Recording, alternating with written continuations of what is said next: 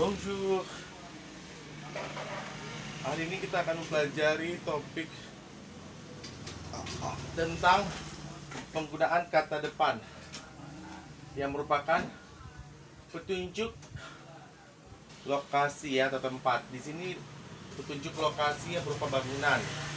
Yang pertama she yang mengartikan di atau ke. Kata depan yang digunakan dengan nama orang atau kata ganti atau profesi dan tempat bangunan. Angba she Maria ini merupakan kata ganti dengan nama orang.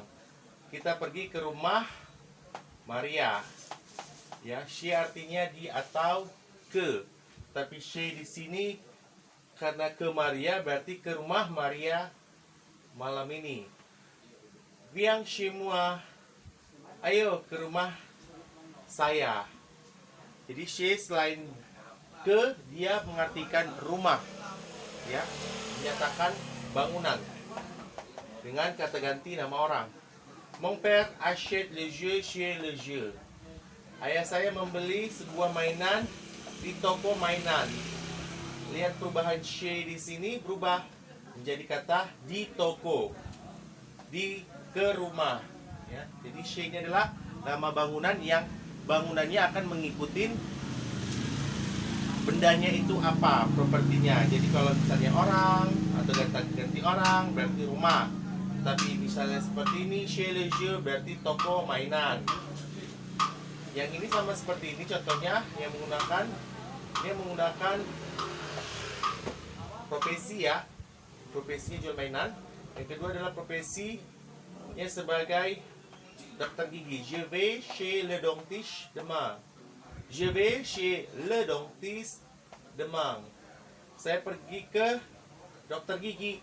Tapi kita tidak mengatakan dalam pengertian di sini ke kantor dokter gigi juga tidak, atau ke ruang dokter gigi juga tidak. Dalam bahasa Indonesianya kita sudah paham bahwa chez le dentiste dia sebagai profesi. Jadi pergi ke dokter gigi besok. Tidak ada kata rumah atau bangunan atau toko seperti ini ya. Jadi pengaturan mindsetnya untuk dalam penerjemahan she ini tergantung dari kata bendanya apa. Selanjutnya ada preposisi o pada negara maskulam. Ini menyatakan ke atau di untuk negara yang berjenis kelamin jantan. O Portugal, di Portugal atau ke Portugal. O Meksik, di negara Meksik atau ke negara Meksiko. Tergantung konteksmu apa ya. Saya pergi ke Meksiko, saya pergi ke negara Meksiko. Je vais au Mexique. Au Japon, au Kanada. Jadi kita hanya melihat bahwasanya preposisi o artikel constructive hanya dipakai pada kata o saja, walaupun ada ala atau al apostrof atau ux, aux maksudnya dalam bentuk jamak o, tapi hanya menggunakan preposisi o saja. Ini untuk negara jantan.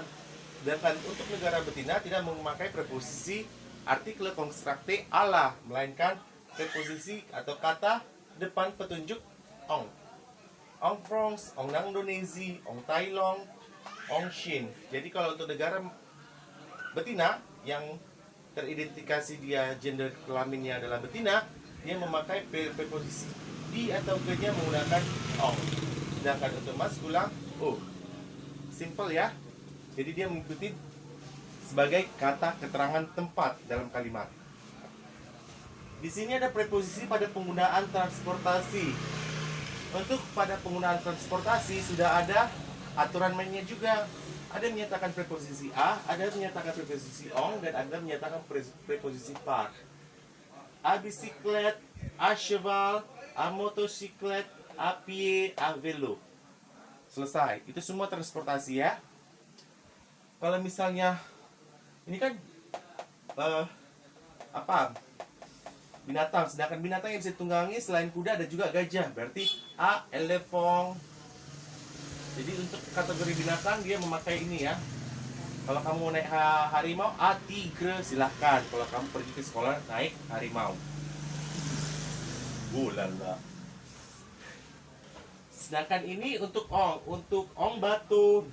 en bus, en avion, en métro, en autobus, en bus, en taxi. En bus répétez deuxième ya. On répète 2 fois. Di sini par le train. Jadi ini menyatakan keterangan, bisa keterangan tempat ya.